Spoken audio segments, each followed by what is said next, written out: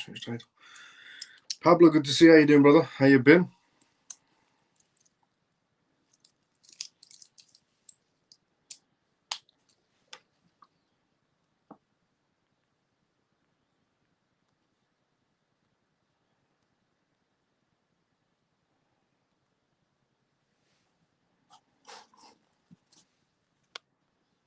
T, good to see you. How you doing? How you been? Butch, good to see you. How you doing? How you been?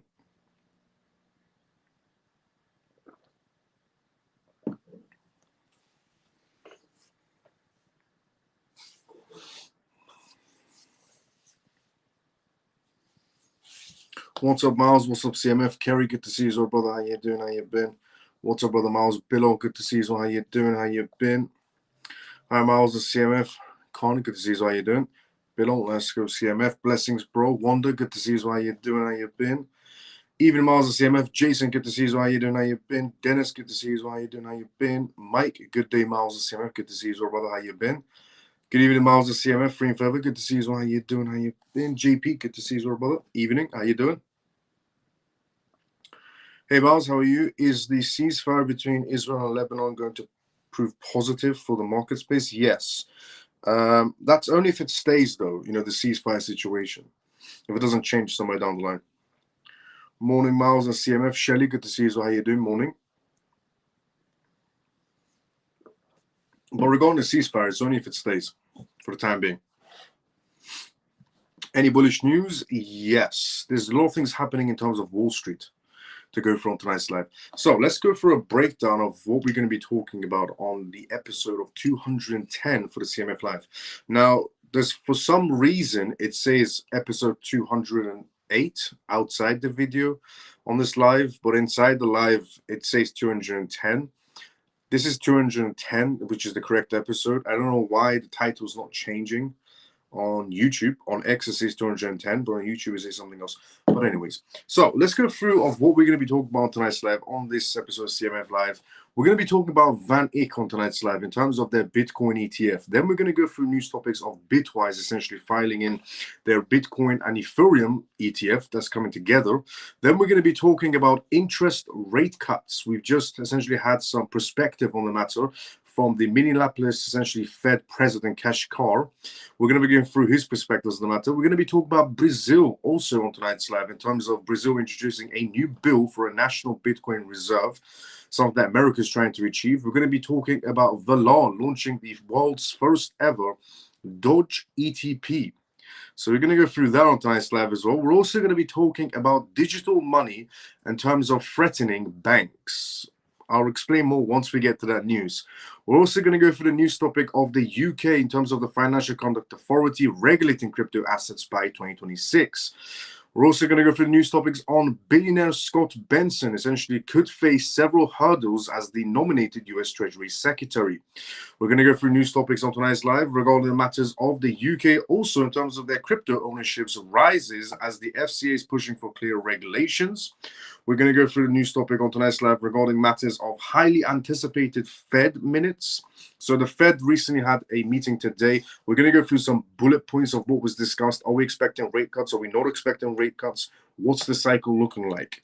We're going to go through news regarding Nigel Green pushing for UK Bitcoin reserves.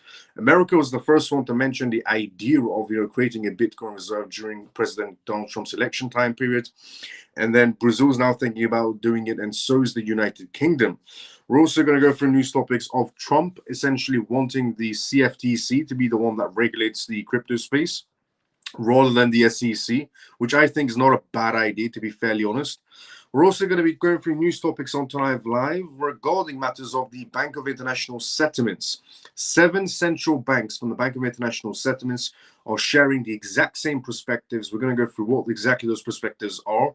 We're going to go through news topics of Ripple's chief legal officer essentially slamming the SEC, mainly Gary Gensler. We're going to go through news topics of Ripple donating essentially $25 million to Fair Shake PACs. And Ripple's CEO, Brad, doing an interview with 60 Minutes on what topics could be basically discussed in that interview that's going to be coming out apparently around 1st of December.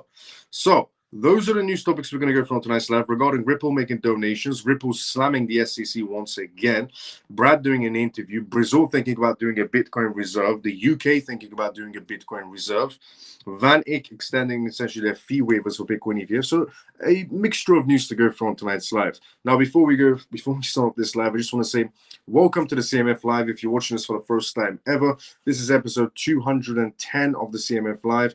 And on this live, I talk about the most recent things that's happening around the world every single night in terms of cryptocurrencies, CBDCs, AI, politics, and regulations. Vital information for you to know about regarding the world completely transforming into a digital space.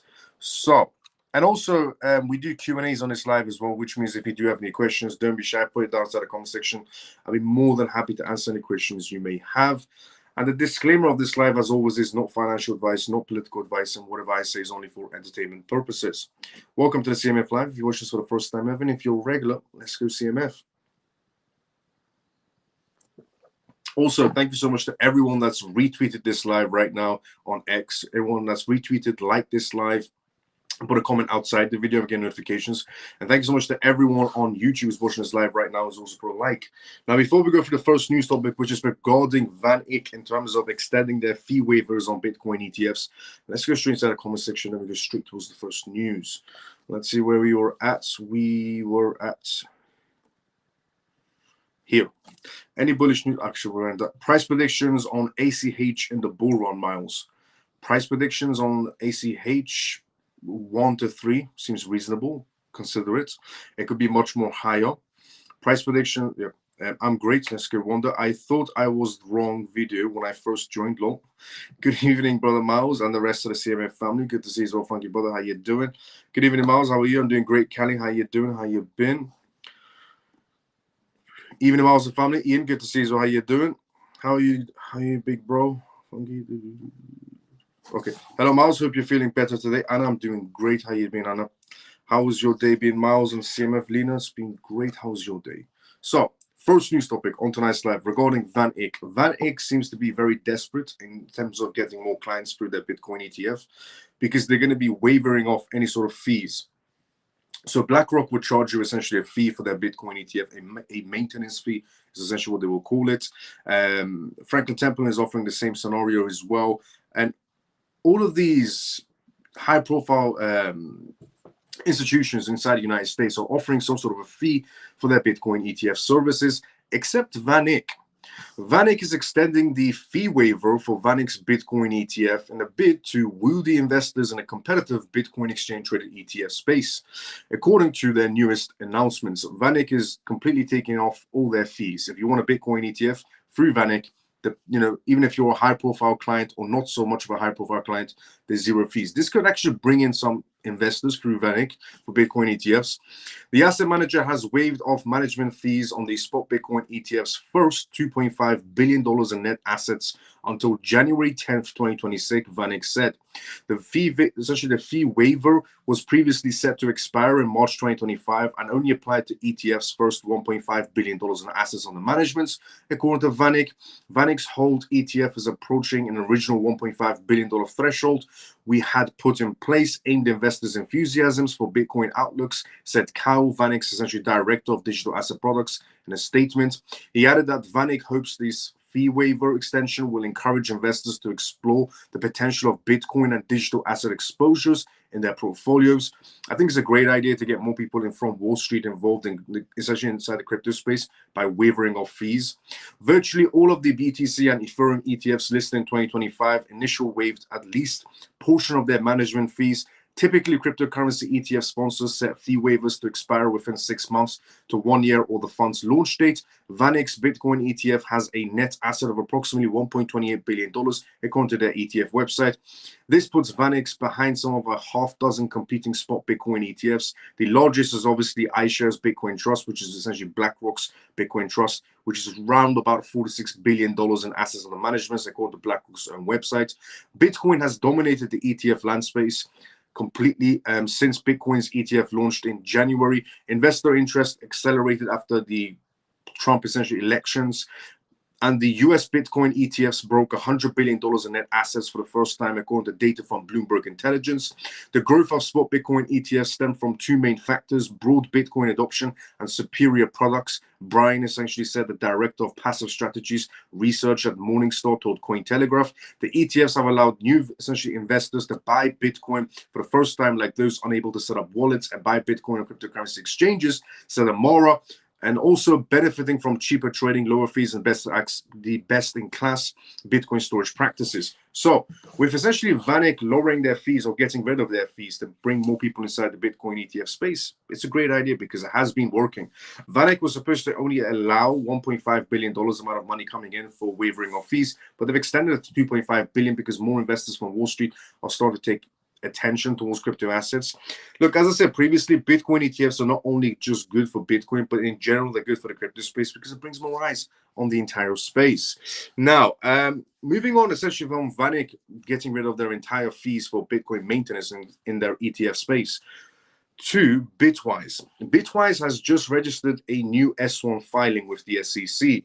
And they've created a fund of two crypto assets, Bitcoin and Ethereum, together for an ETF.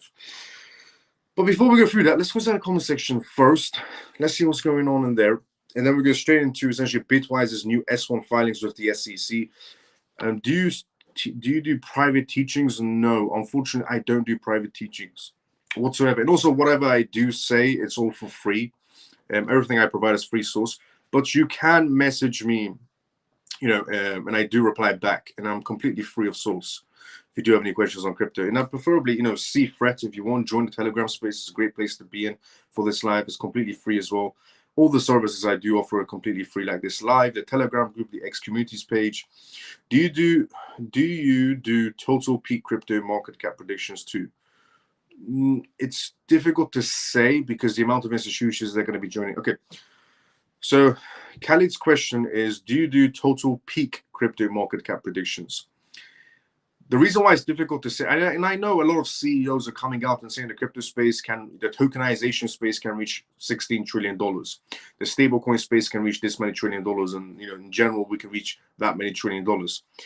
Why it's slightly difficult to say what rate we're going to be touching in terms of the entire market cap of the crypto space is because of Trump. And it's a good thing. Because Trump coming into power, new SEC chairman, new rules and regulations, America become the capital of the crypto space. Banks and institutions will get involved due to regulations. They no longer have to operate in gray areas which essentially they're afraid to do. And banks don't have to abide by the SAB 121 Act anymore, which essentially means you have to hold crypto assets as liabilities on your bank sheets. So with America becoming the capital of cryptocurrencies, the entire world will follow its footsteps because it's the largest market space in the world. So trying to estimate what the market cap of the entire crypto space is going to be, with all the American institutions getting involved, all the banks in America getting involved due to regulations and new SEC chairman and so on, and then the rest of the world following America's footsteps, it's going to be quite a difficult one to say, it's going to be reaching this much as a market cap when the entire world is about to be joining it. Stormy, good to see you. How you doing? What I can say is it's going to be incredibly a lot, more than anybody can count. Yeah, add the spreads. Yeah, and add spreads. How you doing, Mac John? Even in Miles and CMF, Manny, good to see you. How you doing? Leave some, and then you get the weird ones inside the conversation. Thank you, Miles, for your valuable information. Your opinion: how is the ISO 222 going to affect those involved? Technically, no crypto assets are, essentially on the ISO list. However, they are relatable to the ISO list. And then the other ISO list, which is for security purposes only, the 7-1.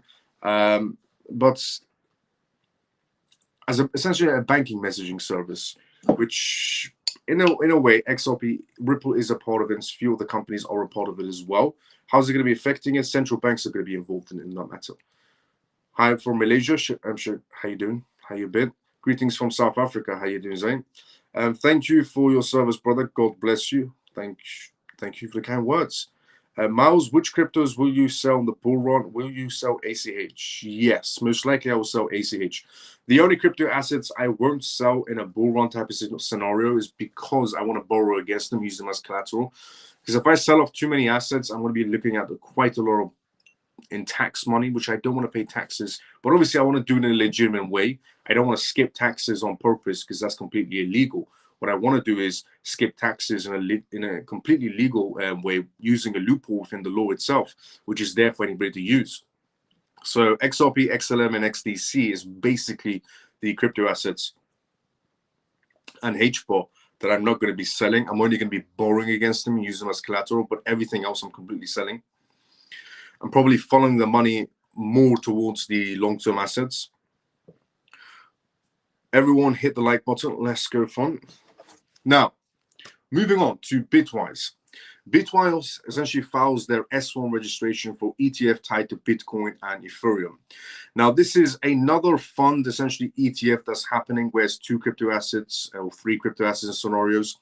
The NYSE Acora has filed to list and trade shares of the exchange-traded fund products offered by asset management firm Bitwise that would hold Bitcoin and Ethereum. So if investors wanted to go for Bitcoin and Ethereum, well, now there's an option because they're both in one ETF. A new filing with the U.S. Securities and Exchange Commission, SEC, Bitwise announced its intentions to launch a trading for Bitcoin spots and Ethereum exchange-traded products on the NYSE, the New York Stock Exchange.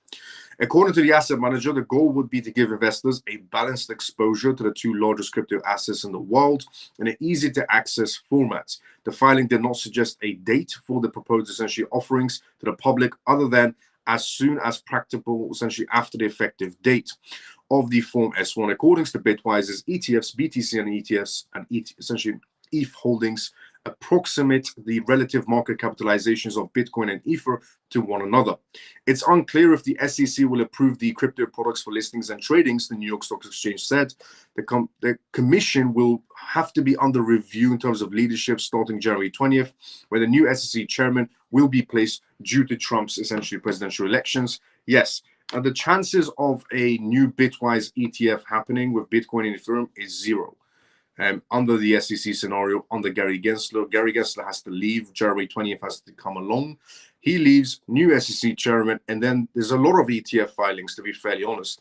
There's the Bitwise now, the Bitwise Ethereum Bitcoin ETF filing. There's the XRP ETF filings as well. There's 3 of them. There is the Solana ETF. There is multiple other Ethereum ETFs, but they won't have staking capabilities. So there's a multitude list of ETFs that the SEC has not bothered looking at. Gary Gensler obviously not doing his job. No surprise there. But yeah. The New York Stock Exchange is pretty much correct on the chances of that new ETF being approved are slim. But after Gary Gensler resigns, January 20th, which he has mentioned himself, then the chances of those ETFs go through the roof, to be fairly honest. Now, moving on essentially from the ETF news of Bitcoin and Ethereum come together for one big fund to interest rate cuts. We have a new perspective from a Fed member.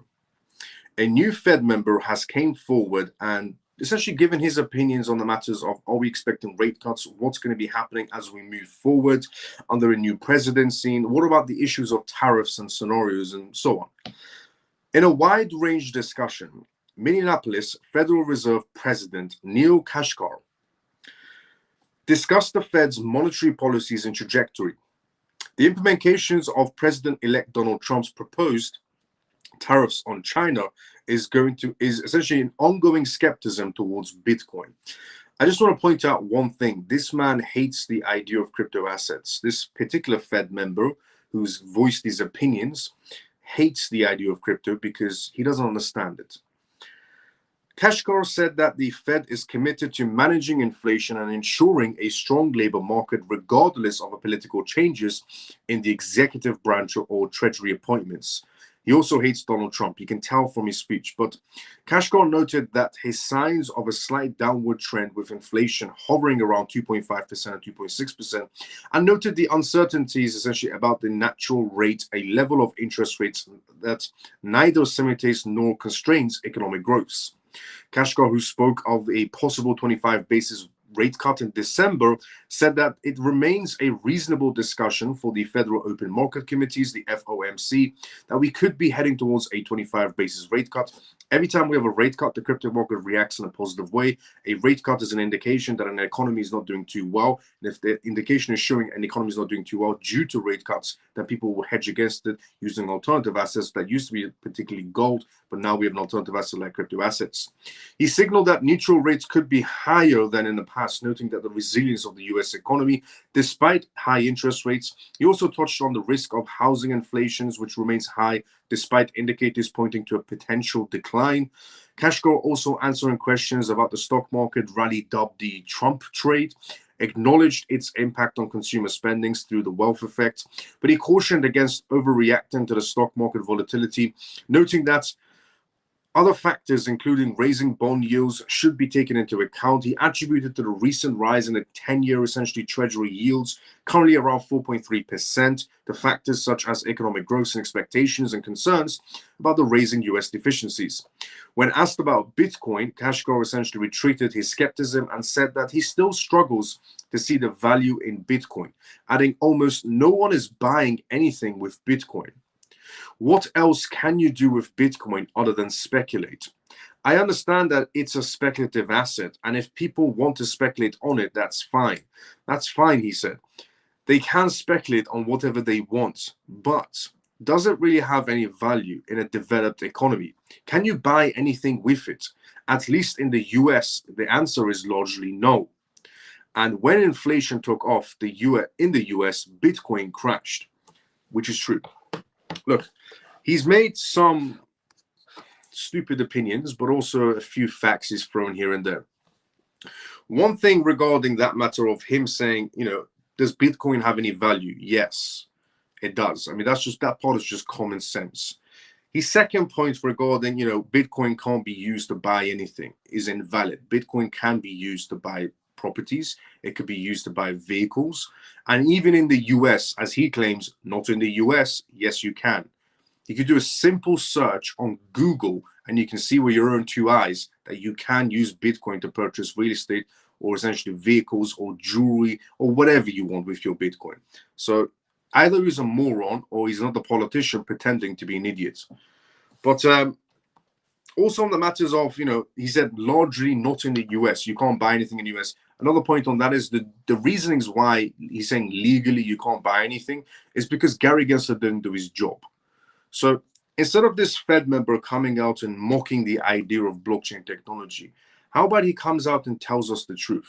The reason why we can't spend certain crypto assets in the US is, well, because Gary Gensler didn't do his job. He spent 4 years suing every blockchain company, not releasing a single rules and regulations, stifling the banks from getting involved into any sort of blockchain-related products, getting the FDIC chairman to stifle the banks by sending them 20 letters and telling them they can only hold crypto assets as essentially liabilities on their balance sheets. So these are the truths of the matter, which I'm guessing he missed out from his big speech. I hate the idea when politicians make speeches trying to make themselves look essentially, intelligent, and when they're doing a speech in front of news channels and so on, they say, well, nobody can use Bitcoin. What's the point of Bitcoin? You can't even spend it. But the truth of the matter is the reason why you can't spend it is because we had essentially a useless SEC chairman is the reason why nobody could spend it. But he didn't want to say those things, obviously. Now, moving on from the ridiculous speech from a Fed member, and he hates the idea of Trump. He said that Trump's tariffs on China and other nations is going to be speculative as well. I'm guessing speculative is his favorite word. But a lot of politicians have came out, not a lot, but a few have came out and essentially said, especially Fed members, have came out and said that Trump's tariffs ideas are ridiculously stupid. In my opinion, they're not. Trump's tariffs ideas are actually genius because a lot of countries are not paying what they should be paying, and Trump is going to make them pay those bills.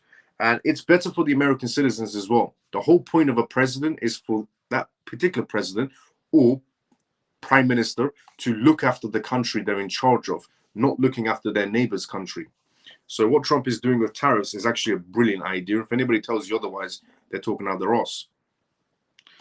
Now, Brazil is what we're going to be talking about next. America is not the only one aiming for a Bitcoin reserve.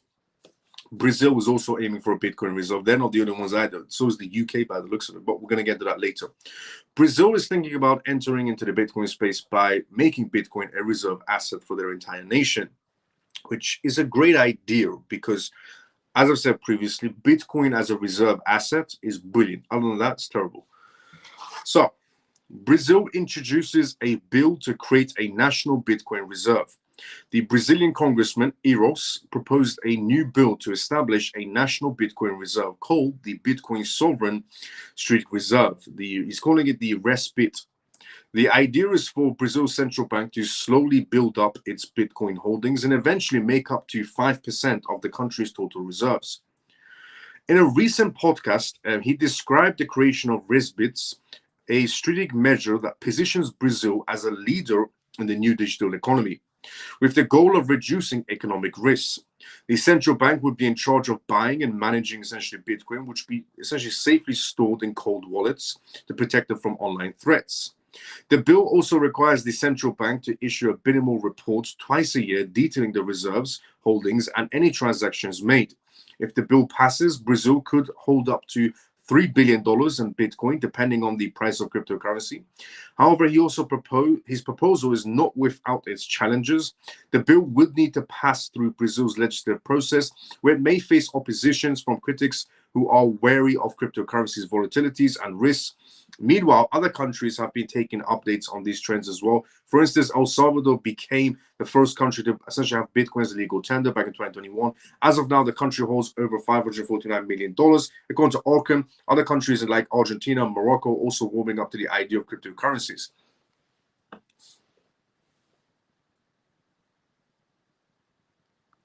Sorry about that. Look, regarding Brazil essentially making a Bitcoin reserve, I'll tell you one thing, which I've told you previously, regarding everybody following America's footsteps. I said to everyone that if anybody remembers, I told everyone on this live a few nights ago and a few months ago, that if MicroStrategy can make 8 companies follow its footsteps into the Bitcoin space, and start using Bitcoin as a reserve inside the corporate sector, if Slovenia can make the United Kingdom start doing tokenizations, I said, what do you expect the biggest market space in the world, America's market space, to do? If America goes pro-crypto, creates rules and regulations, banks get involved, institutions get involved, and they're no longer operating gray areas, the rest of the world is going to follow. And I said the prices we're seeing right now inside the crypto space are extremely small, even though they're incredibly impressive, but they're extremely small compared to what they're going to become moving on 2025 and onwards due to Trump being in power. And this is basically another indication of another country following America's footsteps already. Trump making that big announcement essentially at that Bitcoin conference before he got elected as president, essentially saying that he wants to make Bitcoin a reserve asset inside the United States. And now you have Brazil saying the exact same words of essentially what Trump mentioned at the Bitcoin conference. And again, Trump has still not taken his seat. He's going to be taking his seat January 20th, and countries are already following his footsteps. Moving on essentially from Brazil and another country essentially following the footsteps of the United States market space, it's going to become a massive market space. The crypto space is going to become absolutely incredibly massive in 2025 and beyond due to America. And it's not just due to America, it's due to Donald Trump. And as I said previously, thank God Donald Trump won, because if that OnlyFans Kamala Harris won as the president of the United States, we would have never seen any sort of bull market space in the crypto space or the stock market. Both markets would have crashed. They would have went slightly up, but in reality would have both crashed. And also we would have never seen XRP at the prices sitting at right now, to be fairly honest. Before we go through the next news, which is regarding another ETP that's just been assigned, another institution getting involved in that matter, let's go inside the comment section first. As I said previously, this is a live, which means if you do have any questions, put it down inside the comment section. I'll be more than happy to answer any questions you may have. Let's go inside let's see everyone at the link. Let's go. Tanner, good evening. Miles and CMF. Tanner, good to see you as well, buddy. How you doing? Miles, I'm going to message you on here if that's okay. Shark, go for it. Message me on X. Hello, Miles and CMF. G, good to see you. How you doing? Hello, Miles and CMF. I hope that you had a good day. Scott, good to see you, brother. How you doing? To be honest, I think he's a bit of both. Fair enough. Share the live. Let's go, Scott. Brother Miles, what's up? Davey, good to see you, brother. How you doing? Yes, 2 months ago, I heard you. Miles, opinions about Link's price point at a peak. Link's price point at a peak. Look, what I can say is Link has the capabilities to go to double what is sitting right now, but not in 1 year's time, a little bit longer. Today in Canada, Mr. Ford was saying Trump's, not in 2025, but beyond as well. Today in Canada, Mr. Ford was saying Trump's 25% tariffs on Canada was bad for all its Americans, for all Americans that live in Canada. That's me too. It's funny how most say it's bad. I love it. I love it too. Honestly, everybody seems to be going against Trump's tariffs ideas, but to be fair, actually not to be fair, but the man running Canada, the man that's running Canada, he's the same person that froze bank accounts when Canadian truck drivers refused. So he's the same man that was freezing people's bank accounts. So for that man to come out and say, well, what Trump's going to be doing to the world is bad. What about you? You froze bank accounts for lorry drivers. So it's nice, you know, it's incredible to see politicians decide to take the moral high ground when they have no right to take the moral high ground. If you're the man that's been freezing bank accounts when lorry drivers were protesting, you froze their bank accounts so they couldn't pay for their mortgages, they couldn't pay for food, they couldn't pay for groceries, they couldn't send money to their families. You froze their bank accounts, and now you're coming out here taking the moral high ground and going, well, what Trump is doing is bad for the world. Some people may forget, but I never forget the BS politicians pull. Now, Valour is what we're going to talk about next. Valour launches the first ever Doge ETF, which is an interesting one. Doge is getting some recognition, not just from Elon Musk, but from institutions. The crypto fund issuer Valour has launched the first ever exchange-traded ETF for Dogecoin, the famed meme coin. And essentially the announcement was today from Valour's parent company, DeFi Technologies. The ETP will trade on Sweden's Spotlight stock market, enabling retail and institutional investors to gain exposure to the world's largest meme coin by market cap in a regulated fund wrapper, Valour said. The asset manager launched the Valour Doge ETP in the light of their recent United States presidential election results and the surge in demand for Dogecoin by influential figures like Elon Musk and Jonah Blitz, and Valour's head of Nordics said in a statement. The crypto market has surged following Donald Trump's victory inside the US presidential election, as many believe his win will benefit the industry, Cointelegraph research said. Meanwhile, the meme coin market became one of the fastest growing sectors inside of crypto space 2024, which is true, but it's incredibly risky market space to be in. Meme coin platform Pump.fun, one of essentially year's runaway success stories, playing a major role in the Solana blockchain network as well. Initially launched in 2013 as a comedy, essentially, blockchain, Doge is now commanding a total market capitalization of somewhat of $55 billion, according to CoinMarketCap. Dogecoin operates on its own proof-of-work blockchain network similar to Bitcoin's, but less essentially compute-intense transaction verifications and no upper limit on the total Dogecoin supply. Dogecoin does not essentially support any sort of smart contract capabilities. It is widely considered the first meme coin, but is also used for micropayments and tipping. The plaintiffs essentially on the 2022 class action lawsuit filed against Elon Musk and Tesla, alleging that the businessman manipulated the price of Doge through media appearances and social media posts. And the former CEO of Binance, essentially CZ, also urged the crypto communities to shift their focus away from meme coins and into building real blockchain applications. Valour's parent company, DeFi Technologies, manages approximately $600 million in assets across variant of crypto native strategies. They just made this announcement essentially today, but recently they also made another announcement regarding Near. Near Protocol also has an ETP from Valour as well, but their newest one is Doge. So if you are somebody that's in Dogecoin, you know, it's not just Elon Musk that's pushing the price of Doge higher or maintaining the price of Doge. We have a new ETP for Dogecoin as well. So if you're somebody that's in Dogecoin, that's great news for you, honestly. If you're somebody in Dogecoin, that's great news for you, because this could be the first of many ETPs or ETFs for Dogecoin. You never know. All it takes is for one institution to pull the trigger, do an ETP or an ETF for Dogecoin, for the rest to follow. It just depends on how well this ETP goes. If the money comes racking in, then it's good to go.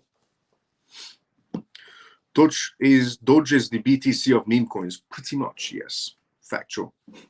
But the only issue with Dogecoin is the supply.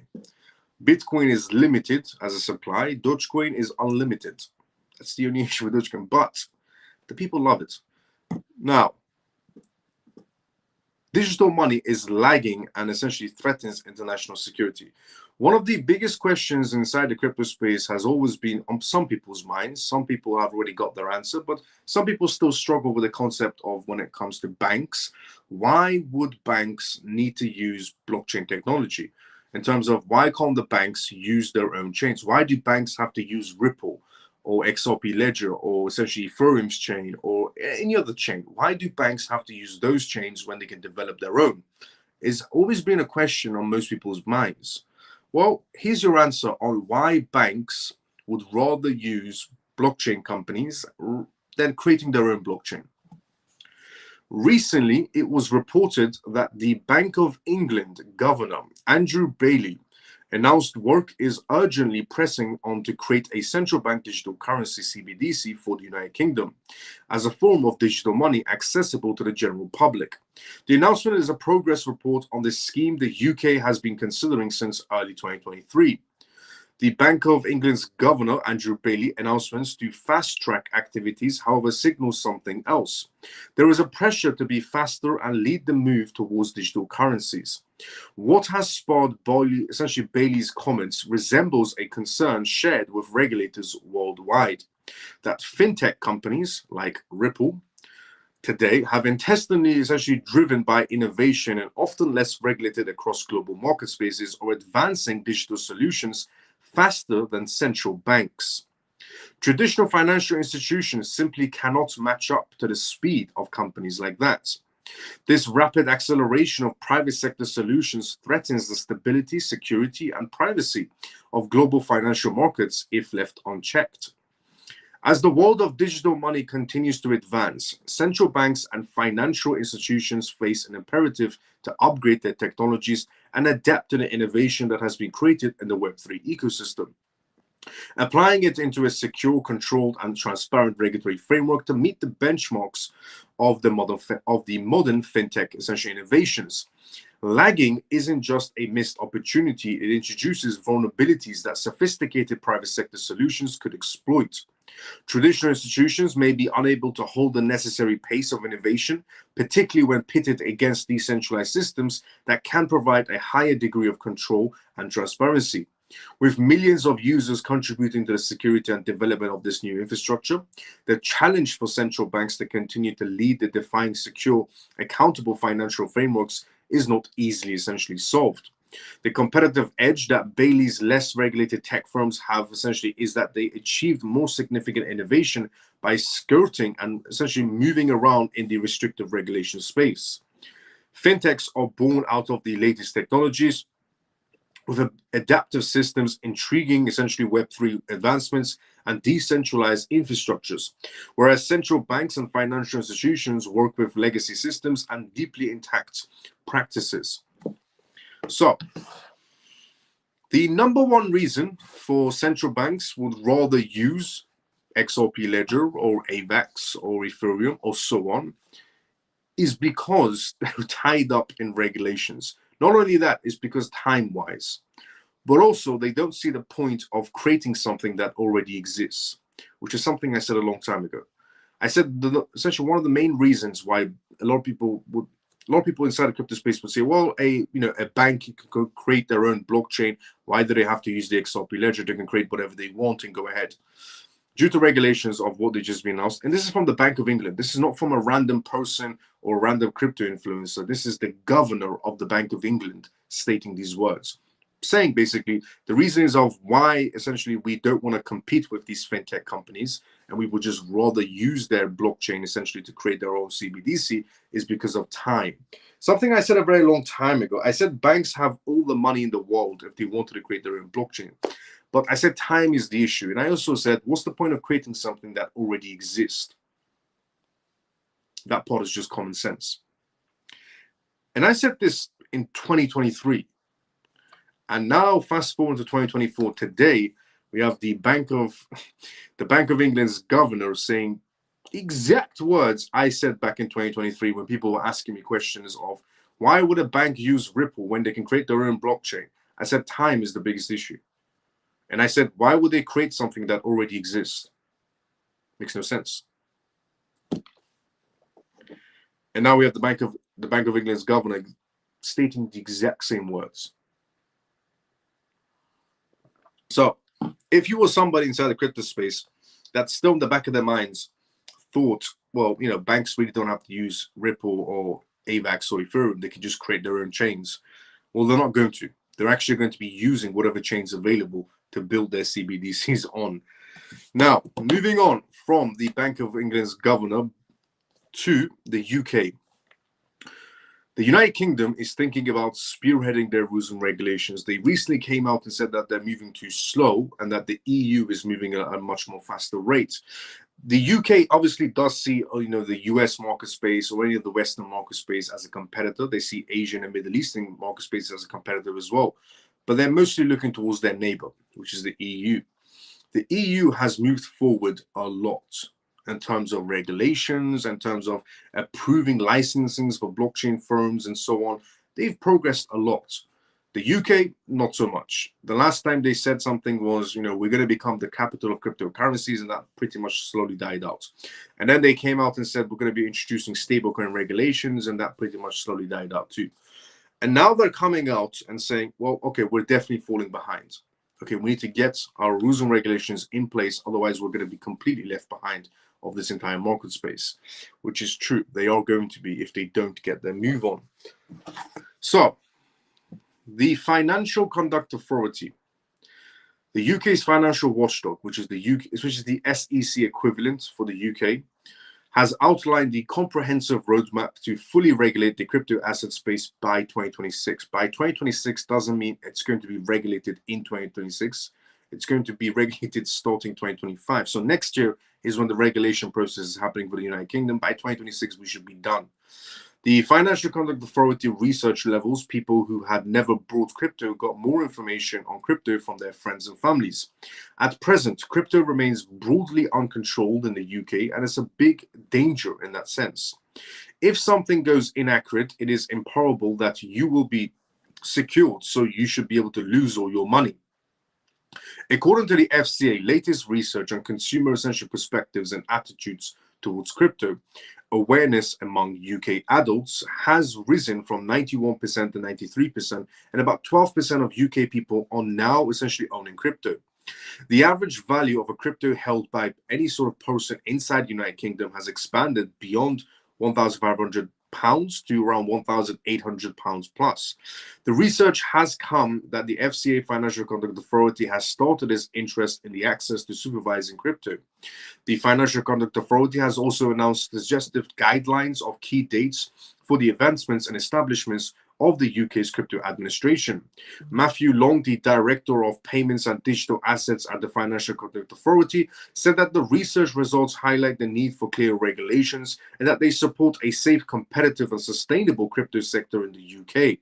They want to develop a sector that embraces innovation and is underpinned by market integrity and consumer trust. He further said that they are committed to working closely with the government, international partners, industries and consumers to help us get through the future that is right for us in terms of regulations. Despite the growing popularity of crypto, the FCA warns that the market remains largely unregulated, leaving investors essentially vulnerable to significant risks. The regulator has started to share its approach to regulating crypto assets and aiming to create a safer and more transparent market space. Meta, the UK's first essentially FCA, is stepping up its crypto regulations with a roadmap that aims to create a safer and more transparent market space. So, The UK that was moving incredibly slow is now moving a lot more faster. They are looking at the EU space, but they're also looking at the US space. Because of the US, everybody wants to now move faster, which is great to see, honestly. Donald Trump has created this wave inside the traditional market space that it needs to go digital. And because of Donald Trump, countries are moving a lot more at a faster pace because the UK is moving very slow. If you thought the US was moving slow due to Gary Gensler suing everyone, the UK has been moving slow as well, but the FCA isn't going around suing everybody, but they're not also creating regulations. They talk about regulations, but they've never squeezed one out.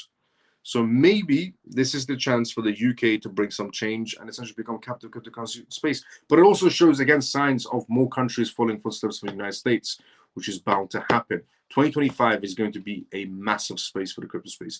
2026 is going to be even better. And as the years go by, because of Donald Trump, it's going to get even better inside the crypto space. If you're somebody inside the crypto space, if you're positioned correctly in legitimate crypto assets, your future is looking incredibly bright right now. But if you're positioned in legitimate assets, don't be holding Donkey Token in 2025. If you're holding essentially Bitcoin, Ethereum, good. XRP, excellent. XLM, excellent. HBAR, excellent. AVAX, excellent. Chainlink, good. Neo, good. So honestly, if you were always the first, if you were always that person that was the last one, through the door, or for the first time in your life, you're the first one through the door, and you're not standing in the back of the queue because you're inside the crypto space going 2025, your future looks incredibly bright, honestly. But if you're positioned correctly, legitimate assets that benefit from rules and regulations and the banks and institutions coming in, your future looks incredible. Now, before we go through the next news, which is regarding billionaire Scott Bessent, who is obviously now the elected Treasury Secretary, before we go through that news, let's go inside the comment section first. As I said previously, this is a live, which means if you do have any questions, put it outside the comment section. I'll be more than happy to answer any questions you may have. Let's see what's going on inside the comment section first, and then we go straight to that. Dogecoin is good to buy now. It's not an asset that I would go for, but if you want to go for it, why not? Look, that is the first ever ETP for Dogecoin. It's an indication that if it goes well, there's going to be a lot more ETFs and ETVs for Dogecoin. I would say preferably there are other assets that I will put my money into rather than that. But if you want to go for it, why not? Or not, because they already did for X. Yeah.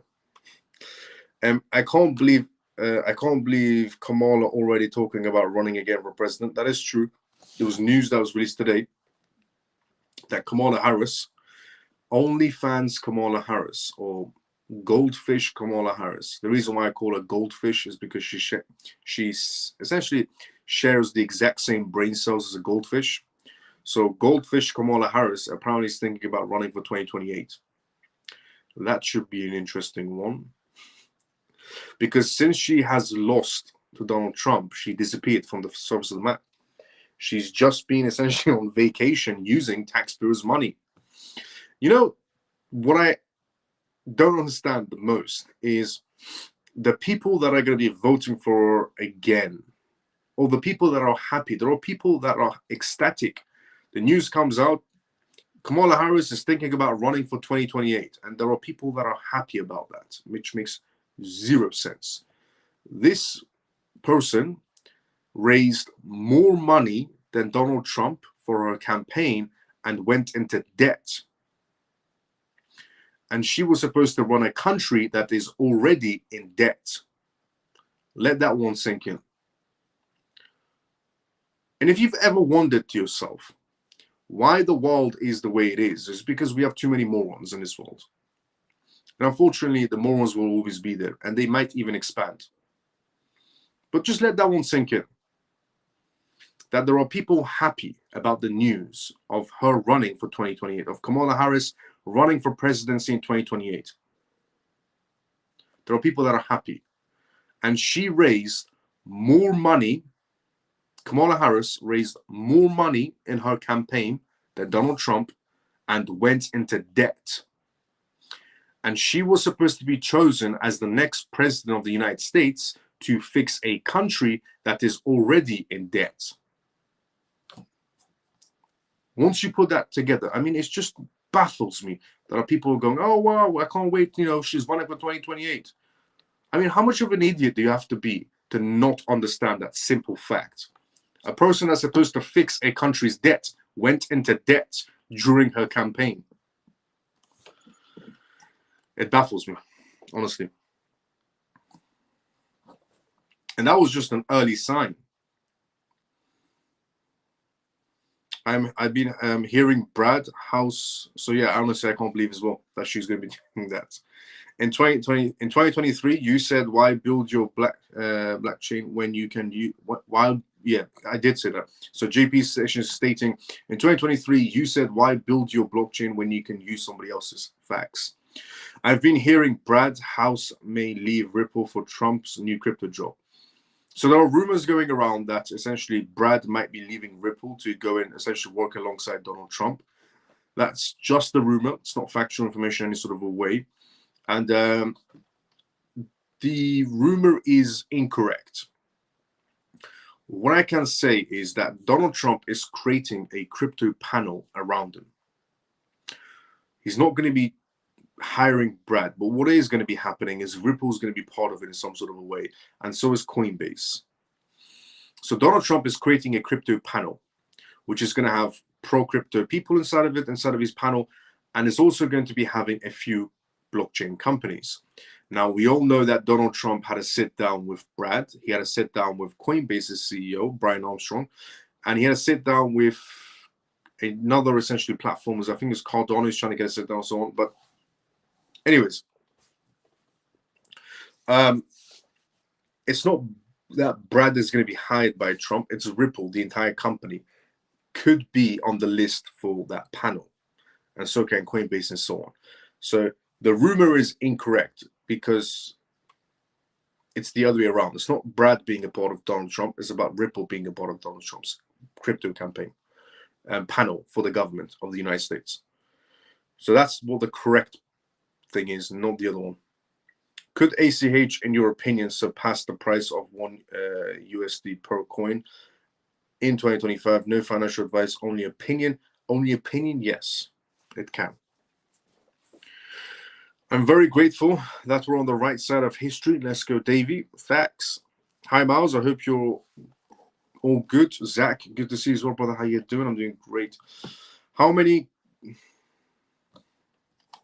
And then you get weird people inside the comment section. Weird people. Uphold now has XDC available. I was torn between buying XDC or Bitcoin. I chose XDC. Should I have brought more Bitcoin? No, XDC, you're doing a better choice. Trust me.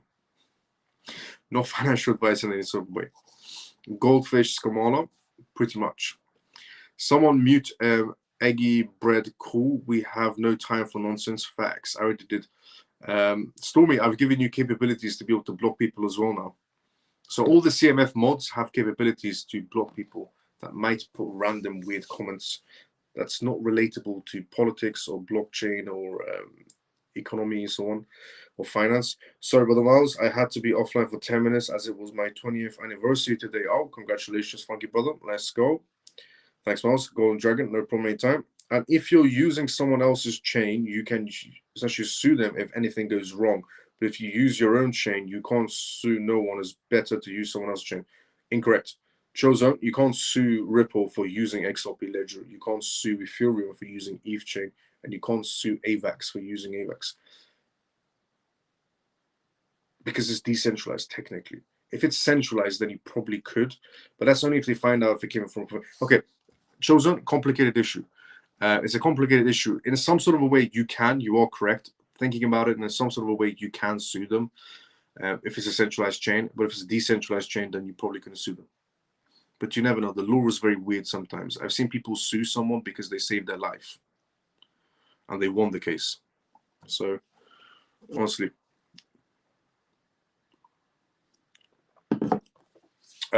Is actually Cardano hoping to be called by Trump? Hi, Polygon. Hi, Polygon bullish. It's an all right project, is what I would say. It's an all right project. Miles, what's up with the live? It starts from the beginning. Skip past it. You can pull the live and come back to it. Apologies, Miles. I had to take a phone call. No problem, Shelly. Good to see you back. Congratulations, 20 years. Awesome. Let's go. Okay, thanks, Miles. No problem, story. Now, billionaire Scott. Billionaire Scott Bessent could face several hurdles as the nominated US Treasury Secretary. Now, there is also one person that is ecstatic about essentially billionaire Scott Bessent being chosen as the Treasury Secretary. And that's the CEO of Ripple, Brad. So, the President-elect Donald Trump nominated billionaire investor and Key Square Capital Management founder, CEO, and founder Scott Bessent as the US Treasury Secretary. The role would essentially involve Bessent overlooking all financial monetary policies and regulations and initiating financial relations. So far, there has been so much support for Scott Bessent's possibility of becoming the next US Treasury Secretary. Wall Street's feedback has been very positive about this man as well, with several indices gaining after the nomination. The final decision still remains with the Senate, which would give Bessent support from right and left. However, according to a recent report from the Washington Correspondent, the nominated Treasury Secretary could face a few hurdles in the implementations of Trump's policies. The report also outlined some negative feedbacks from his nominations by some right Trump supporters. One example was Tesla and SpaceX CEO and founder Elon Musk recent tweeting calling Bessent a business as usual choice. Notably, the Tesla CEO suggested that business as usual was driving the country into bankruptcy. Musk also praised Bessent's rival during the weighing of the position, Howard, as someone who could enact change compared to Bessent. Research from FS Insights mentioned that November 25th that Scott Bessent becoming the US Treasury Secretary would reinforce Trump's essentially put. Additionally, FS Insights noted that the billionaire is a trusted economic figure, contributing to the credibility of essentially the incoming cabinets. Scott Bessent advised Trump to implement the 333 policy, which would essentially involve cutting the budget deficit to 3% of the US GDP and implementing a declaration to improve the GDP by 3% and increasing oil production by 3% by essentially 3 million barrels a day. According to Bessent, the 333 policy would fuel economic growth, improve the country's energy production, and create an environment to encourage investments and more inside the United States. Scott Bessent also is set to implement Trump's tariffs policies, sharing his fondness for the incoming presidential essentially plans. The investor expressed his optimism in a November Fox interview where he said essentially Bessent highlighted the importance of proper implementations of the tariffs to influence revenue growth for the United States. According to the nominated Treasury Secretary, tariffs could also work with Trump's foreign policies and objectives, including encouraging U.S. exports, reducing illegal migrations and essentially drug trafficking, reducing military aggression, and more. Bessent will also further need to deliver tax cuts as per Trump's policies. The investor mentioned in an interview that the cuts were a top priority and that Trump promised a essentially corporate tax cut from 21% to 15%. Scott Bessent has also been significantly vocal about the need for independent Federal Reserves, and however his views in this matter could go against Trump's plans to overlook some of the decisions made by the U.S. central banks and left under essentially being against Bessent in the case he supports some of his past views and Fed, including having a shadow Fed chair. I just want to mention one thing before we go on, that some people hate the idea that Donald Trump is helping corporates. So a tax break for corporates from 21% to 15% is actually a positive. As I've mentioned this before previously, a lot of people still, the media in essentially most cases, so CNN, NBC, and essentially a lot of news channels, except Fox, but the rest of the news channels are just spewing lies. And the View is just head to toe in lies. But they're just spewing lies that Trump is helping billionaires and so on, and people are getting brainwashed and thinking, oh, Trump is only helping billionaires. What people should realize very quickly is when you give corporates tax breaks, it's actually a positive, not a negative, as I said previously. So when corporates pay less in taxes, they actually have more money to be circulating inside the company. See, when corporates get heavily taxed, people think it's a great idea, taxing big businesses a lot. In reality, it's a stupid idea because the business is not going to be getting taxed heavily and still hiring people or keeping the same amount of employees that they do have. So when a business gets tax breaks, let's say a massive corporation gets tax breaks, they have more money that's circulating inside the company, which they can, essentially use for bonuses for their employees, or even hire more people for the company. When businesses have to pay massive amounts of tax to the government, they end up firing essentially their employees, a majority of their employees, because they're paying heavy taxes. And again, this is something they'll never tell you on the news in reality. So companies getting tax cuts is actually a good thing, because it means money circulating inside their company.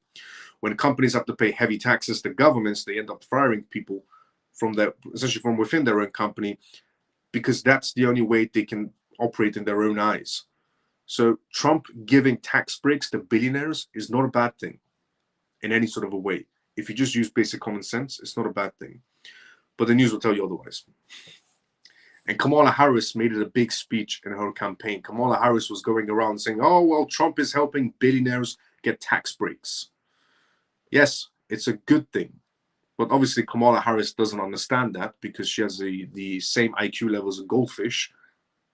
But yeah, business getting tax breaks is an amazing idea, because they have more money. And also, if business, here's the best part, okay? The best part about all this.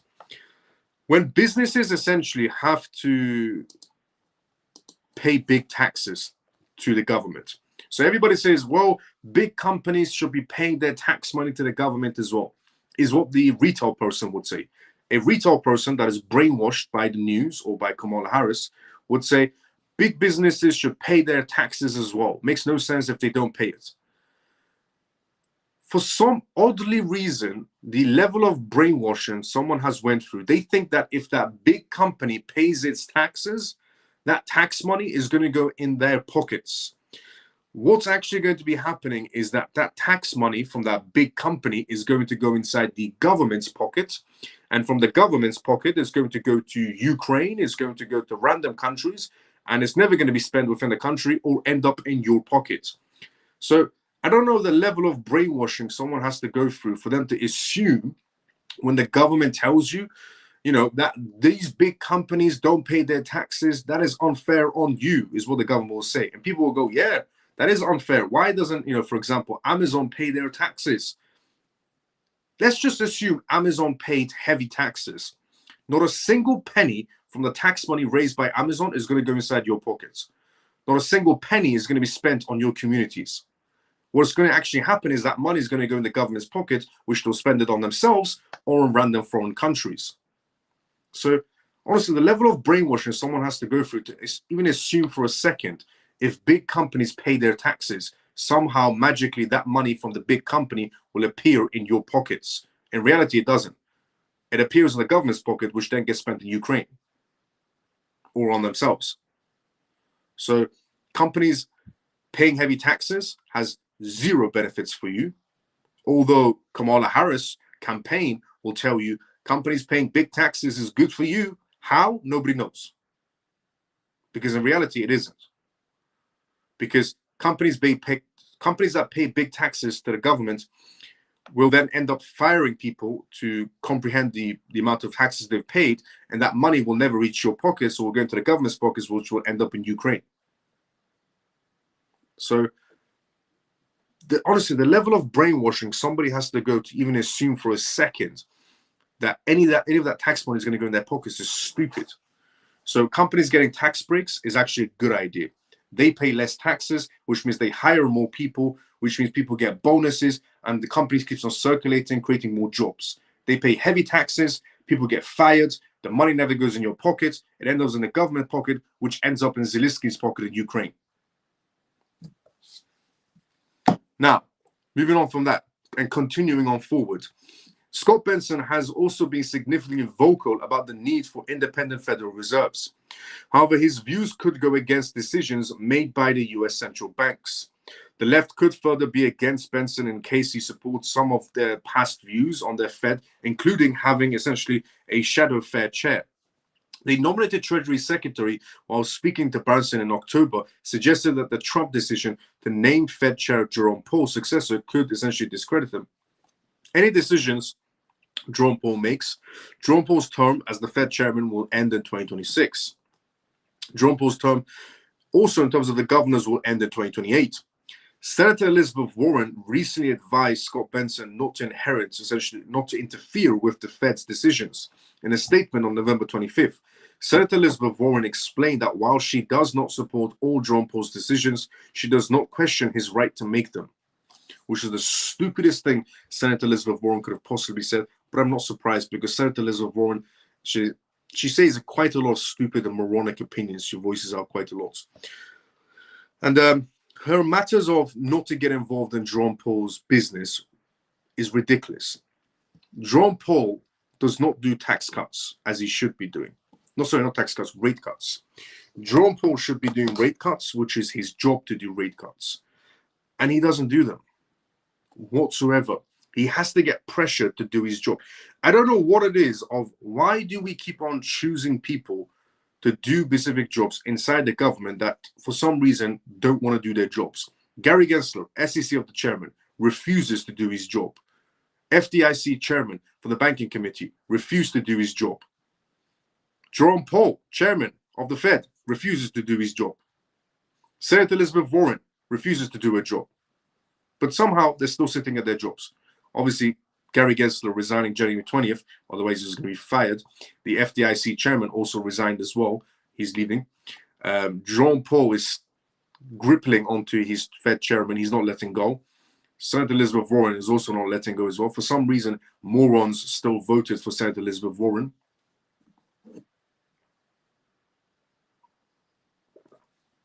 You know, I've said this many times, the only reason, genuinely, the only reason the world is the way it is, we have way too many morons in this world that believe everything like it's gospel.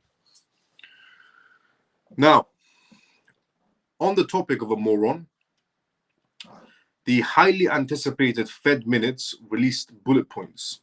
So Jerome Powell does his big speech of where the economy is headed towards. And here it is. So these are the bullet points compiled from the minutes meeting. Some participants said that the Fed could pause essentially its accommodative policies and keep the policy rates at a restrictive level if inflation remains high. Some participants noted that the policy easing could accelerate if the labor markets weakens or economic activity stalls. The minutes of the Fed's meetings showed that many participants at the November 6 to 7 meetings said that uncertainties about the level of neutral interest rates made it appropriate to gradually reduce the policy restrictiveness. Participants also expect a gradual shift to a more neutral stance. Some participants believe that the downside risks to the labor market and the economy have been dismissed. Public comments since the meeting, which essentially genuinely reflects positions laid out during the two-day negotiations, have shown a broad divide between the Fed officials to think monetary policies may already be close to neutral and therefore near a possible stop for further rate cuts, and those who likely see a longer rate cut cycle. Just a week after the meeting, Jerome Powell said that the economy was not sending any signals that it would need to rush to lower rates. I'm sorry. Jerome Powell made a speech, basically made a very simple speech that, in his words, the economy was not sending any signals that we need to rush to lower rate cuts. We're heading towards a massive real estate bubble, not just in the US, but genuinely in France as well, and China as well, and so on. But this just goes on about the amount of recession bubbles we're heading towards. But in Jerome Powell's eyes, the economy is still doing perfectly fine, even though groceries is high, inflation is still high, gas is still high, petrol is still high, electricity is still high, and the list just goes on of this is high, that is high, this is high, that is high. Nobody can afford this, nobody can afford that. But in Jerome Powell's eyes, everything is tip-top condition. This is what I say. Why do we choose people that refuse to do their job? Because he refuses to do rate cuts, because in his eyes, everything is perfectly fine.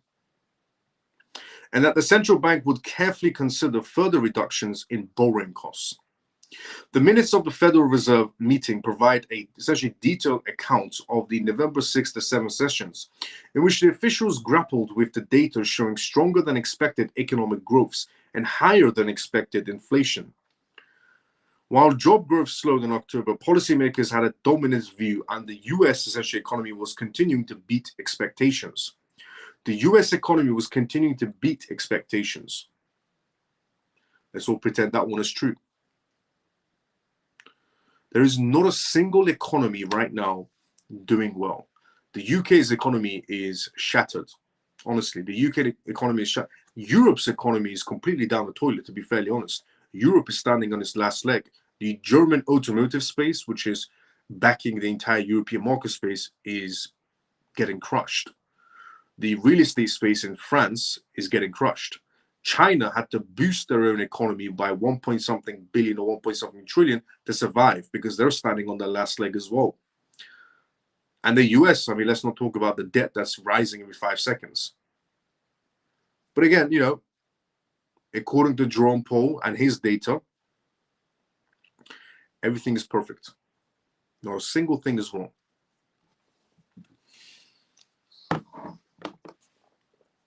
You know, in 2008, they said the exact same things. That they said that pretty much everything is perfect. There's nothing wrong with the economy. We don't need to do rate cuts. We can survive pretty much anything. And we had a massive crash in 2008. We went headfirst into that bubble. It burst so hard that the economy crashed into the ground.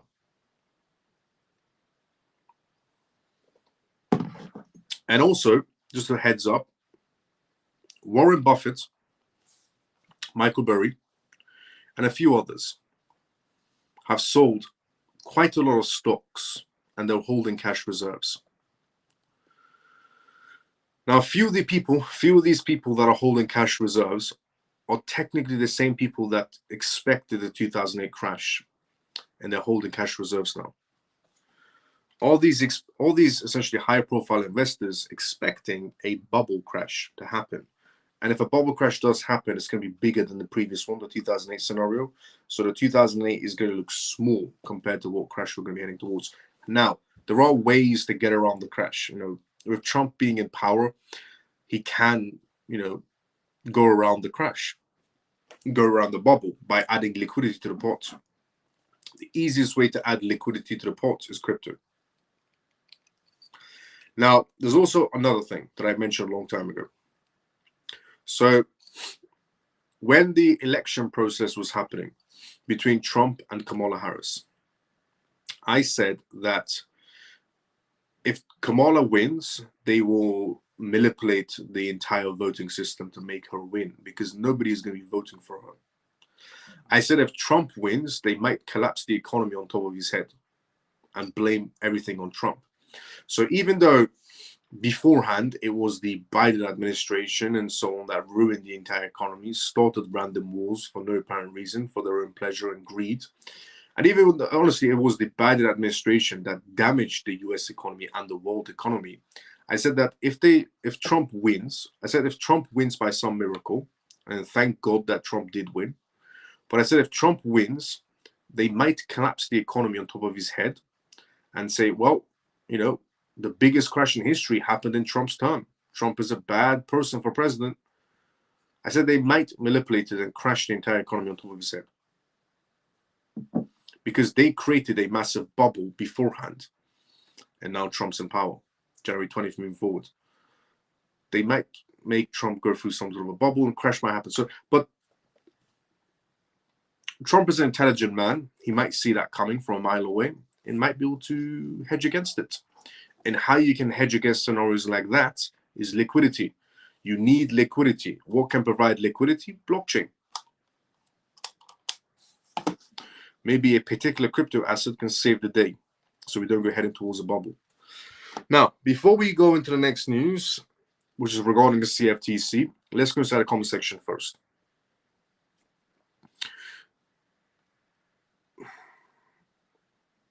Miles, I'm off very early training tomorrow. Good night, brother, and CMF. But I'll see you tomorrow, brother, same time as usual. I always wanted to get your intel in Aqua and SHX on Stellar. SHX, long time ago, I looked into it. It seemed like an all right project. Stronghold, if it was, if I'm not mistaken. Seemed like an all right project, but I would still rather just go for XLM. And I know SHX is built on XLM's chain, but I'll still rather just go for XLM. Is there a limit on an international bank transfer to my bank account without getting questioned by the bank? Thinking ahead for when I take profits. Yes, there is a limit. Any amount, they will start asking you questions. If you're sending money through a bank, the chances of you getting asked any questions most likely should only be above $2,000. But even if you're sending $500, they'll ask you questions. It's a bank, they'll ask you who you're sending it to, why you're sending it to that person. But 2,000 should be the limit. But even below that, they ask questions. Greetings, Miles and CMF. Ray, good to see you as well. How you doing, brother? How you been? Honestly, I don't even know why the view is still on TV. Well, I do, lol. Crime is still high. Yes, it is. Facts. They manipulate the data so they can blame Trump later on. Facts.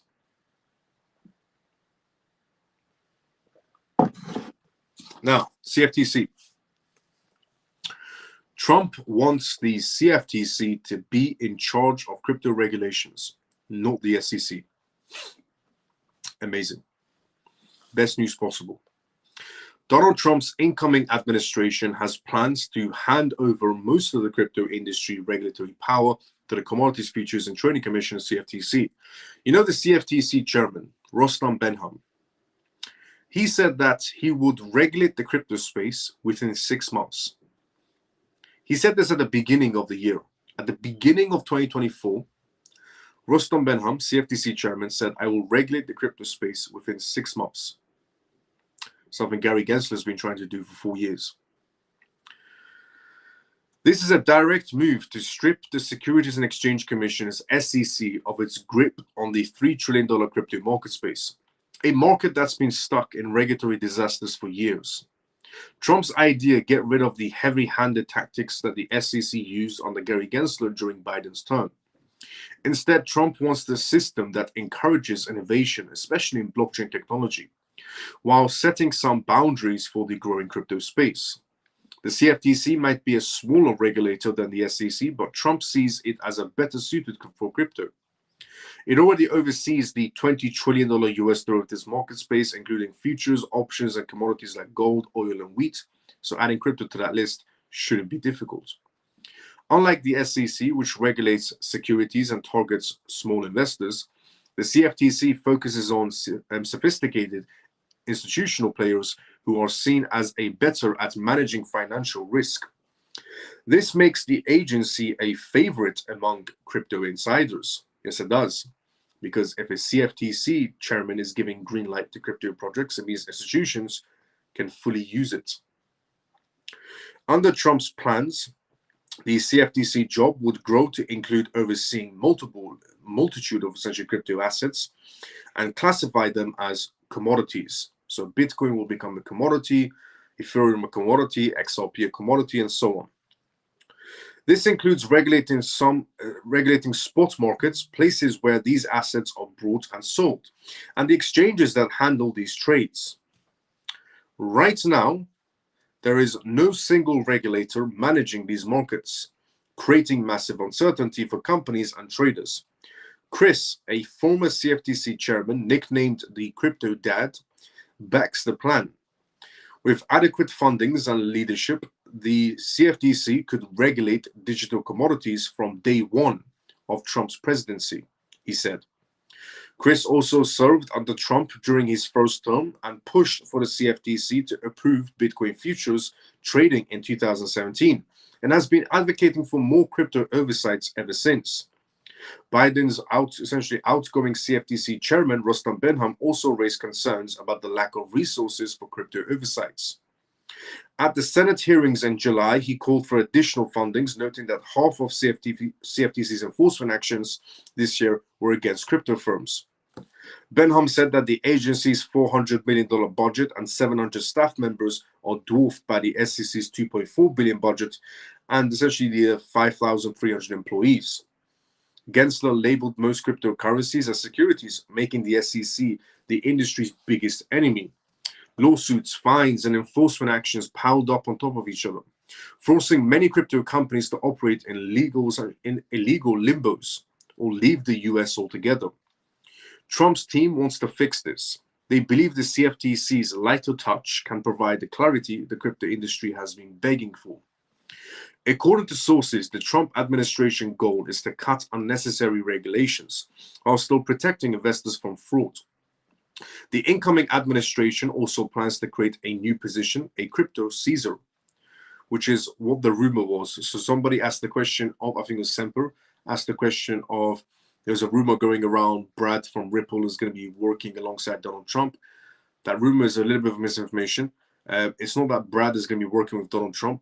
Ripple is going to be a part, and Coinbase and a few other companies are rumored to be working alongside Donald Trump in terms of creating that crypto panel. And basically, it's that Caesar I'm talking about right now. This person would lead a team of advisors shaping the US crypto policies. Chris is a top contender for the role on that matter. And Chris pointed out that the CFTC recognized Bitcoin as a commodity as far as back as 2015. In other words, if the crypto space was in the hands of the CFTC, we could have been essentially in a regulated market space by now. The CFTC has been involved with crypto for longer than people realize, he said. He believes the agency has the experience needed to handle this expansion, but not everyone is on board. Traditional CFTC constitutes worry that expanding its power could create new problems. Giving the agency authority over digital commodities might spill over into physical and agricultural market spaces in areas currently regulated by the Department of Agriculture. Any legislations to expand the CFTC's role would need to address these concerns clearly.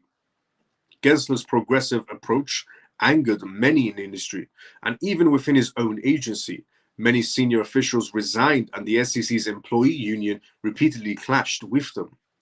There's lots of work to be done at the SEC, Chris said. Many of its top talents have left.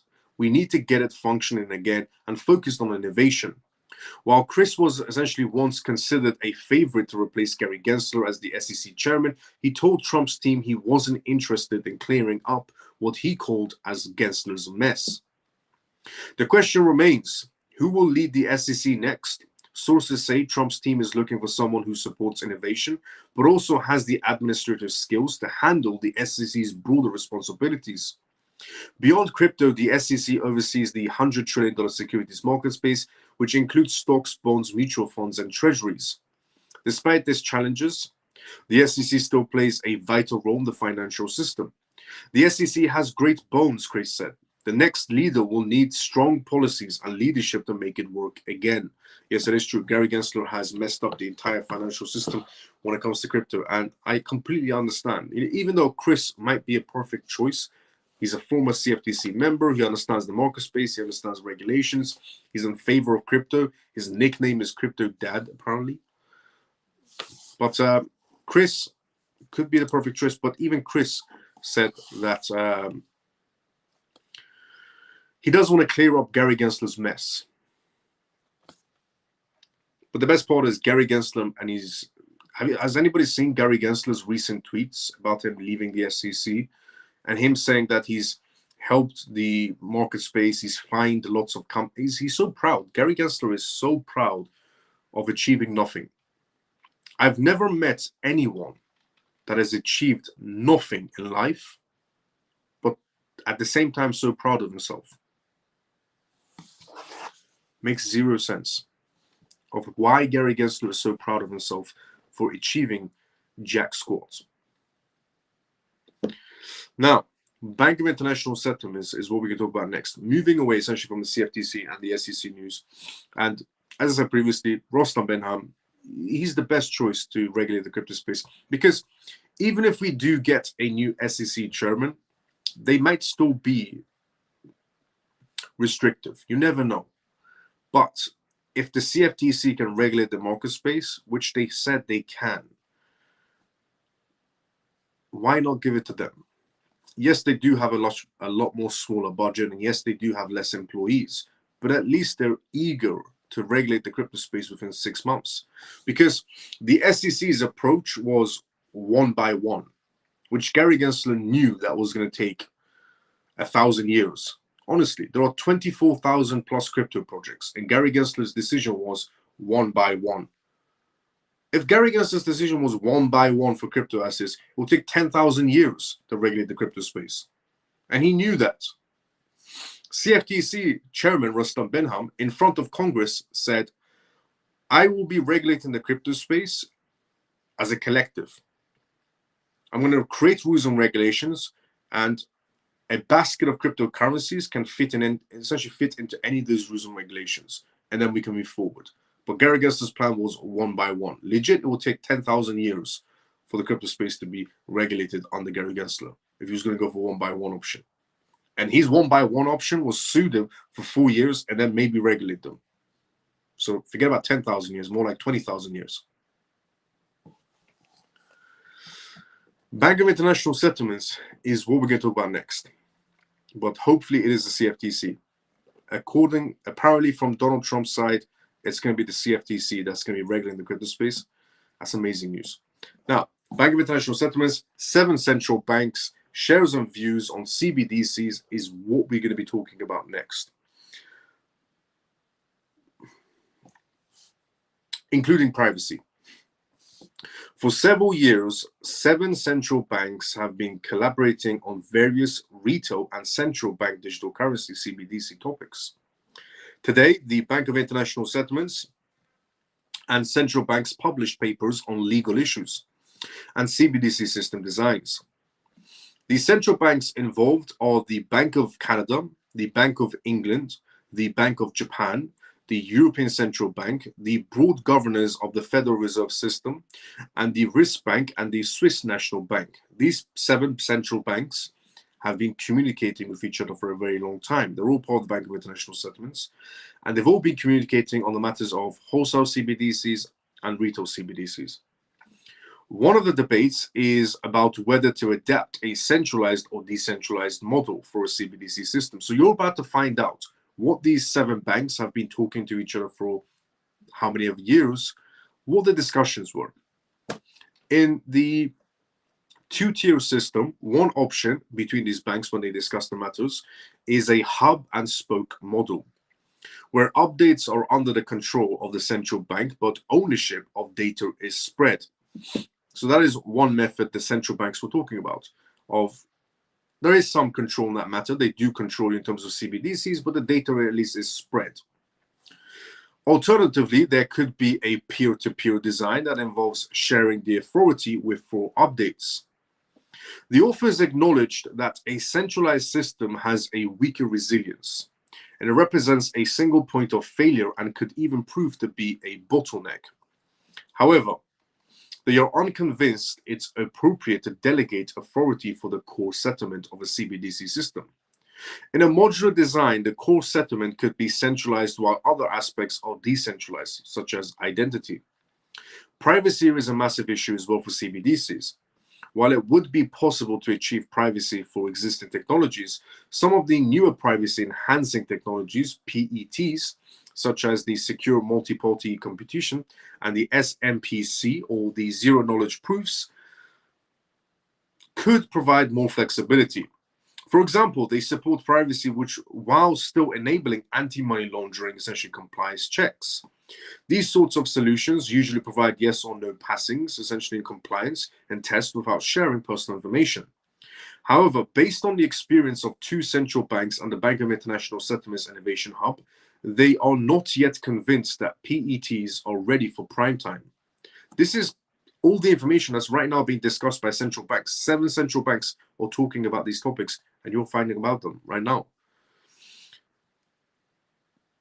They question the ability for them to perform in real time, the complexities and reliabilities. Other topics explored in the paper included cybersecurity, offline CBDCs, and the compatibility of existing points of sale systems. On cybersecurity, they concluded that current central bank practices apply. However, the top 2-tier nature of CBDCs means that a larger attack surface because of other CBDC ecosystems players.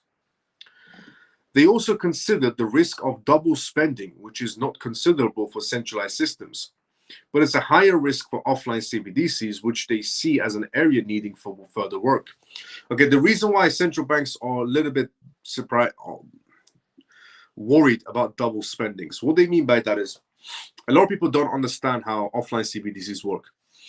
So how an offline CBDC works, or how an offline payment in the digital world works is, for example, I go to buy a cup of coffee, for example, and I use an offline CBDC wallet. I go to buy that cup of coffee, and there's no internet, but the payment still goes through. How the payment actually goes through is when my wallet reaches some sort of internet connection, the balance on my wallet updates. So I can spend my money offline. So it's basically how it works right now is I could buy a cup of coffee, no internet, the payment doesn't technically go through, but I still get my cup of coffee and I did an offline CBDC payment. The moment I get close to any sort of internet connections, the payment goes through and my balance updates on my wallet. What the governments are worried about is double spending. So you buy something with no internet, so you're doing offline transaction, and then you spend again when you don't have enough essentially currency in your wallet, and when your balance updates, you're going to go minus. So they're trying to figure out the idea of not you doing any sort of double spendings and going below your wallet balance. So that's how an offline CBDC works. If you ever wondered to yourself, how does an offline transaction work? It's like that. So I could go buy a cup of coffee and there's no internet, but the payment somehow goes through. I still get my cup of coffee.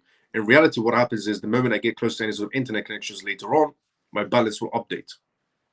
That's why governments are worried about double spendings. So now you know how an offline CBDC transaction works.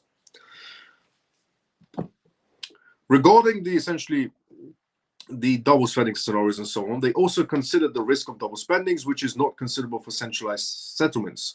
But it's a higher risk for offline CBDCs when it comes to double spendings, which they see an area needing further work. Understandable. In the meantime, offline holding limits can partially manage the risk. So the governments are thinking regarding offline CBDCs, putting limits. So putting limits on your account so you can't double spend more than what you have. And then when you connect to the nearest internet base, your balance updates, you don't go to minus because you're limited. So you can't do double spendings. Another cybersecurity topic is quantum computing between these 7 central banks.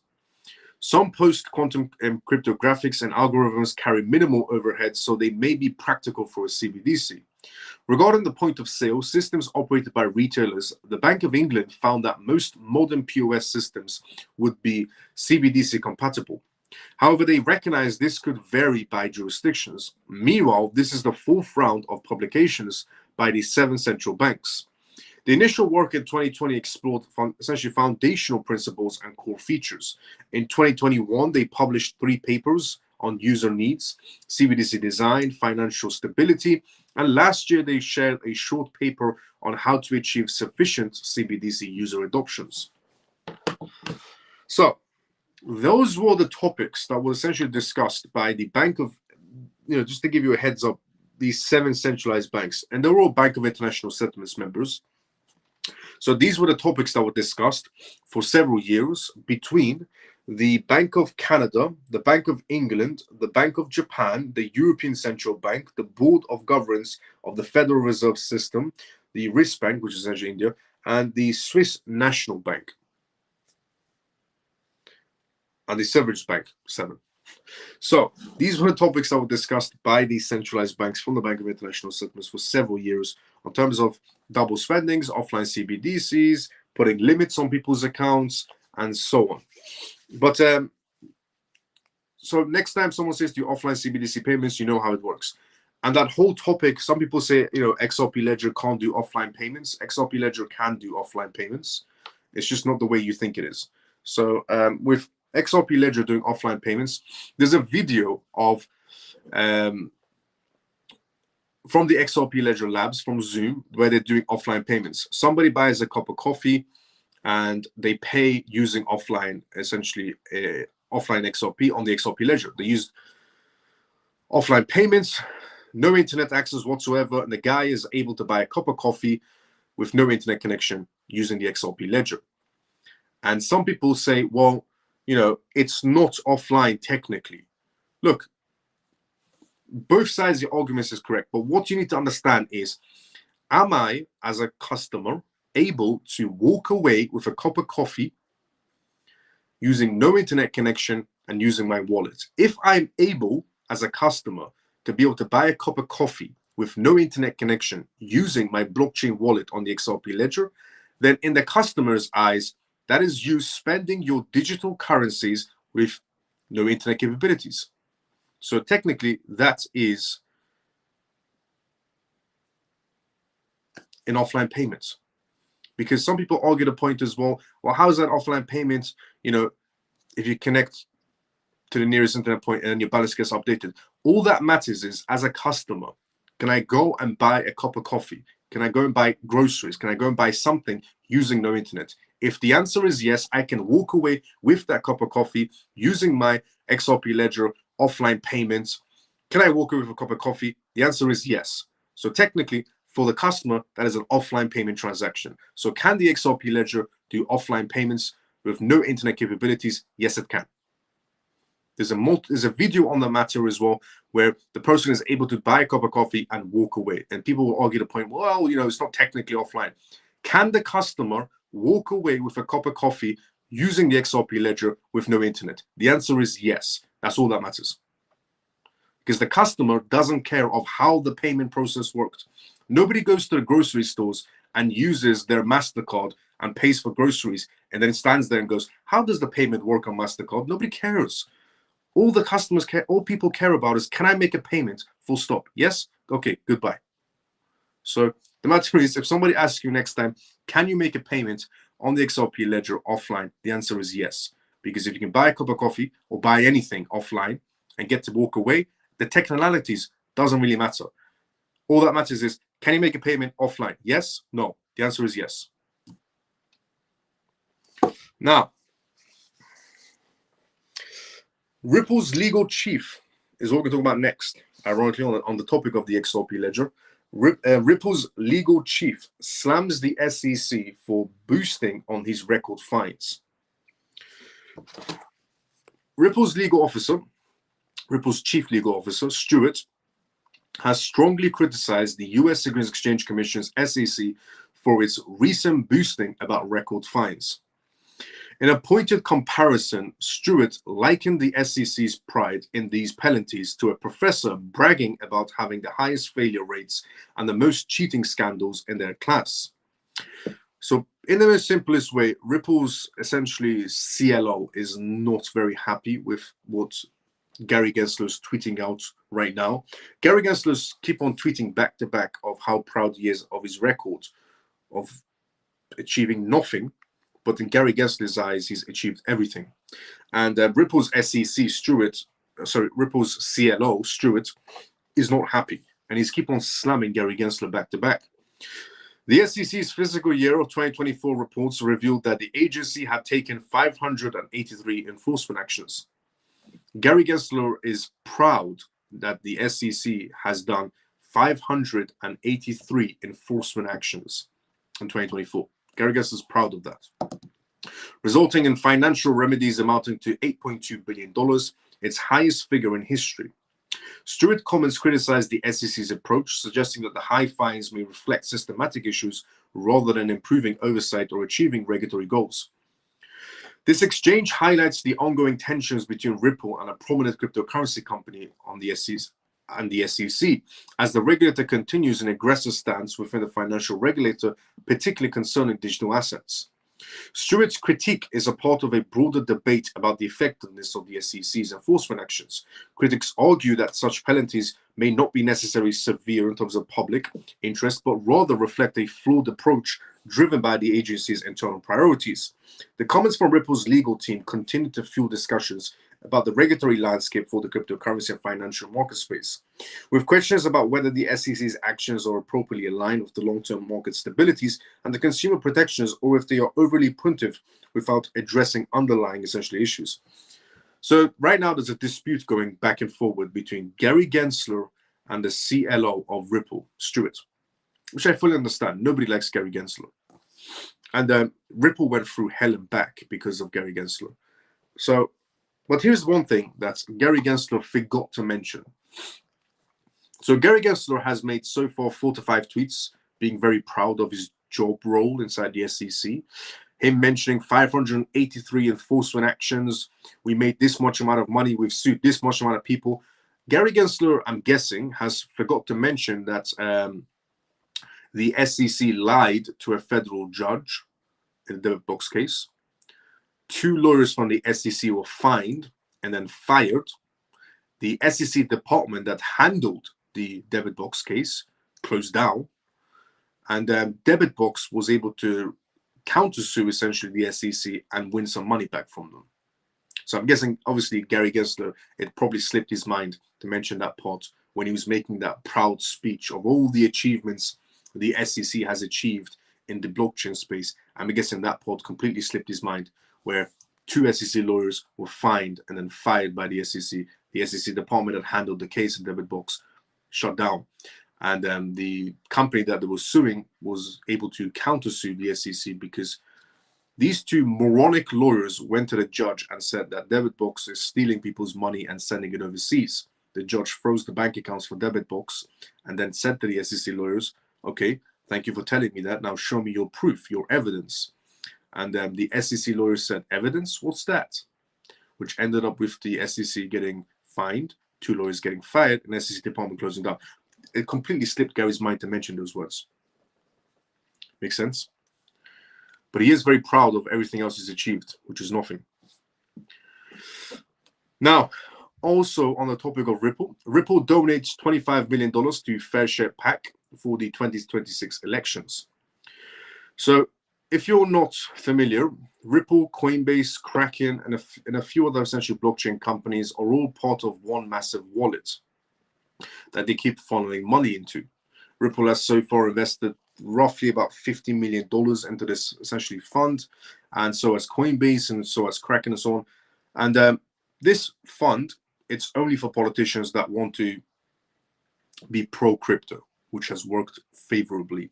We have 200 pro-politicians for the crypto space right now, and it's all because of this fund that Ripple, Coinbase, and essentially Kraken created together. And Ripple has just put another $25 million into this fund to keep the politicians happy. If you want to get a politician, as I said previously, if you want to get politicians to do something for you, pay them off. A politician will never do anything for free for you, even though their job is to help the people. As a politician, you're supposed to help the people, but in reality, it's, pay me off and I'll help the people. So Ripple has donated $25 million to the Fair Share Political Action Committee's PAC to support pro-crypto candidates ahead of the 2026 US midterm elections, which is amazing, by the way.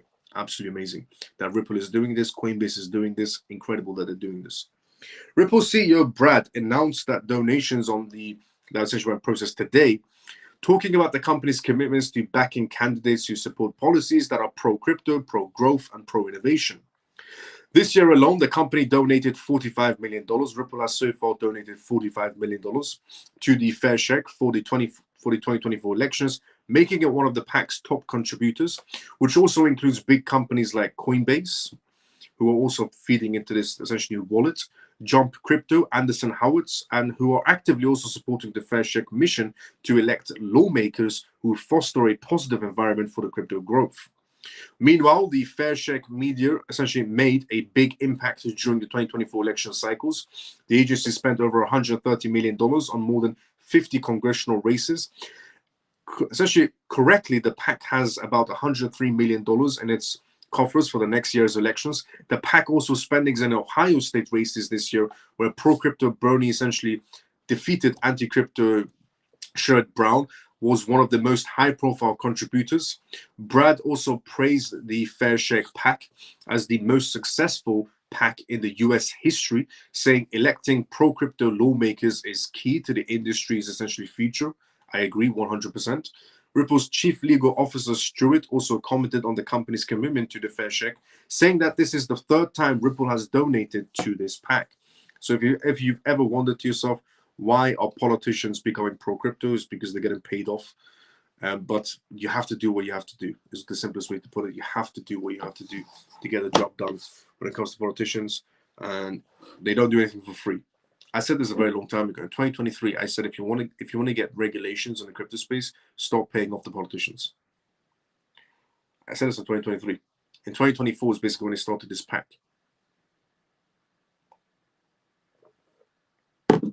It's the only way. Everything relates back to politics. Every market space relates back to politics because they're the ones regulating the market space. It might seem like the SEC is the one regulating the market space, but let's just be honest. Somebody's pulling Gary Gensler's strings for years.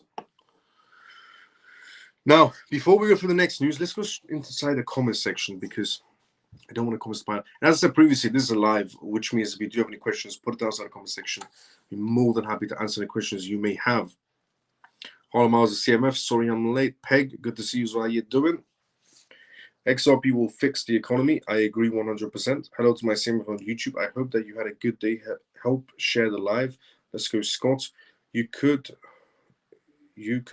have a look Lativ and give an opinion. Could I take a look at Lativ and give you an opinion? Lativ? If you want to direct message me, I'll take a look into it. No problem. I don't charge any money whatsoever. I'm completely free of source. I can take a look into it. So in CBDC times, even if they block my SIM card, I'm still able to pay with my crypto on my chain. Yes, as long as the place you're spending your cryptocurrencies accept payments, then sure, why not? You could be able to, yes. But that's as long as the chain accepts offline payments. So the XRP ledger accepts offline payments because they're doing offline testings on the XRP ledger. So if you're using another chain, make sure it has offline capabilities for you to be able to use that feature. But yeah, as long as the place you're spending it also accepts cryptocurrencies, then why not? Now, Ripple's CEO Brad, there's news going around that Ripple's CEO Brad has appeared on a 60 Minutes aimed SEC clash video. It's coming out 1st of December. And this was confirmed by Brad himself on a tweet. So we're going to go through basically a type of a bullet point type of situation of what could possibly Brad be saying during this interview. Ripple CEO Brad will appear on the CBS 60 Minutes, which will bring Ripple's activities and judicial essentially difficulties in the mainstream focus. The program comes as Ripple is battling the US Securities Exchange Commission over XRP's classification, Ripple spendings, Ripple CEOs, while important management changes in the US financial organizations continue to shape the legislative landscapes. The legal fight with the SEC has intensified as the regulator recently contested a court ruling declaring XRP not a security in the secondary sales. Ripple filed a cross appeal shortly after signaling its essentially determination to fight the allegations and defend its stance against the cryptocurrency regulation space. The court has given the SEC until mid-January to finalize its appeals and adding urgency as the SEC Gary Gensler is set up to step down around the same time. Ripple's leadership has accused the SEC of inconsistently applying regulatory standards to digital assets, which they say is unfairly targeted towards XRP. The company continues to argue that XRP's legal status could set a precedent for the broader cryptocurrency market space, and that Ripple's CEO has strongly criticized Robert Stebbins, a candidate for the SEC chairman, citing his past involvements in regulatory decisions that alleged showed favoritism. Stebbins was connected to the controversial 2018 speech by William Hinman, where Ethereum was declared a non-security, which has since sparked debate within the industry. Brad has called Stebbins' candidacy essentially not great and has raised concerns over its implications for regulatory fairness and transparencies. Ripple's criticism reflects the growing frustration across the cryptocurrency industry about the regulatory inconsistencies and the lack of clear leaderships to foster innovation while maintaining accountability.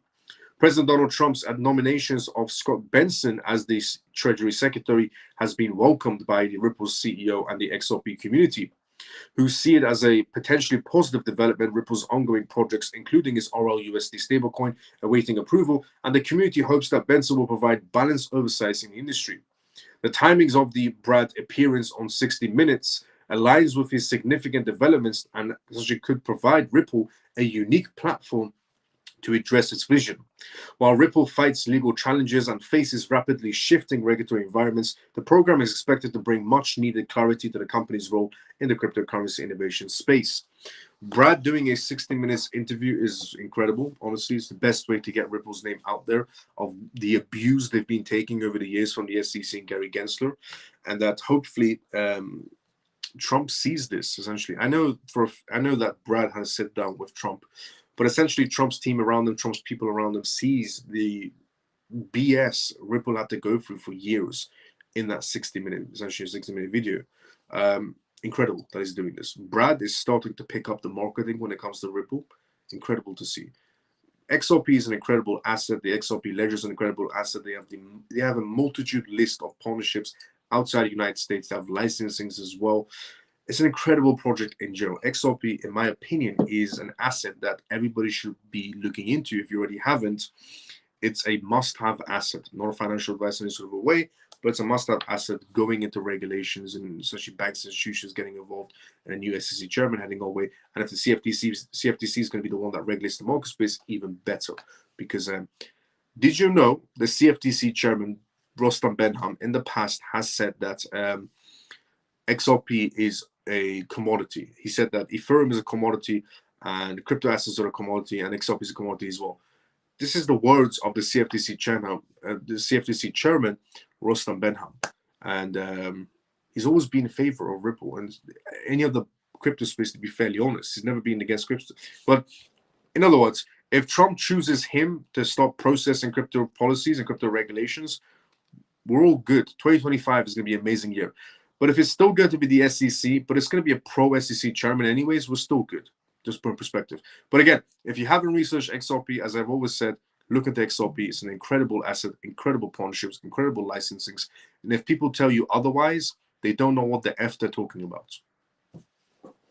Now, all good things must come to an end, and they have right now.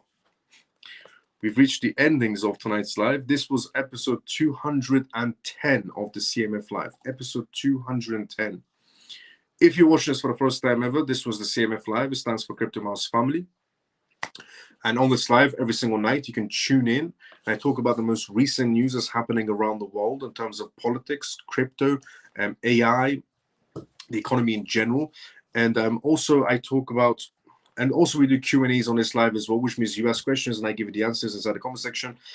And this was episode 210. And everything I've said is not financial advice in any sort of a way or political advice. And whatever I say is only for entertainment purposes. But if you're for the first time ever, this is CMF Live. This was episode 210. You can tune into this live every single night on X Live or on YouTube Live. And thank you so much to everyone from the CMF that tunes in every single night. We're on episode 210 right now. Episode 210. Episode 211 is tomorrow. So honestly, thank you so much to everybody that tunes in. And also, thank you so much to everybody that's retweeted this live on X. If you're watching this on X, thank you so much to everyone that's retweeted this live, who's put a comment outside the live, who's also liked the live on X as well. And thanks so much to everyone on YouTube who's watching this live, who's liked the live and put a comment outside the video as well. Honestly, thank you so much to everyone. Great life. Take care, Miles of CMF. Ray, let's go. See you tomorrow, brother, sometimes usual. Shakira, see you tomorrow, sometimes usual as well. Peg, let's go XRP. Thanks again, Miles. Mickey, see you tomorrow, brother, sometimes usual as well. Good night, Miles, and all the CMF. Thank you for all the news. Let's go, JP. See you tomorrow, same time as usual. Night, Miles. Pablo, see you tomorrow, same time as usual. Good night, Miles, and CMF. Mike, see you tomorrow, brother, same time as usual. Night, Miles. Peg, let's go. See you tomorrow, same time as usual. Peg. Thanks, Miles. Have a good night at CMF. See you tomorrow. Orphan, see you tomorrow, same time as usual. Good night, Miles. Great info. Thanks. See you tomorrow. Free and forever. See you tomorrow, sometimes as usual as well. And I want to also say that this live is completely free. You know, you can tune to this. Everything I provide is completely free of source. So we also have a CMF, which is what the name of this live is, the CMF. We have a CMF Telegram group, which is free as well. We have a CMF Telegram Lounge group, which you can essentially discuss any topics you want, also free to join. Everything I provide is completely free source. This live that you're watching right now is free every single night, where I talk about cryptocurrencies, blockchain-related products, politics, and economy in general. And we have also on Telegram groups. We have 2 Telegram groups, which anybody's more than welcome to join. We have the CMF Telegram group, which is crypto related. We have the CMF Lounge group, which is you can discuss any topics with CMF members, both are free. You can also join the X communities page for this live as well. The X communities page is on my X profile. If you watch this on X, join the CMF. It's free. Everything inside the CMF is completely free, and you get to communicate with amazing people from all around the world. Good Good night, Miles. Thanks for everything you do for us. Let's go, Joe. See you tomorrow sometime as usual. Good night. I messaged you on here, Miles. Let's go, Shark. I'll reply back to you. Don't. Great live as usual, Miles. Good night, Miles. Jason, see you tomorrow sometime as usual. Great job, Miles. Appreciate your time and effort. Good night. Good night, Bud. Leaf, see you tomorrow sometime as usual as well. Thanks, Legend. Much appreciated. Night and day, CMF. Let's go, Shelly. See you tomorrow sometime as usual as well. Good night, Miles and CMF. Thank you, Stormy. See you tomorrow sometime as usual as well. Jason, see you tomorrow sometime as usual. Shark, I'll get back to you on DMs, no problem. Good night, Miles, and thanks for everything you do for us. Joe, see you tomorrow. Excellent as always. Thank you, Miles. Semper, see you tomorrow. I'll see everybody tomorrow. Same timing as usual. Like, retweet, comment, share if you already haven't. Subscribe if you already haven't as well. I'll see everybody tomorrow. Same time as usual. Everybody have a great day or a good night, depending on where you're around the world.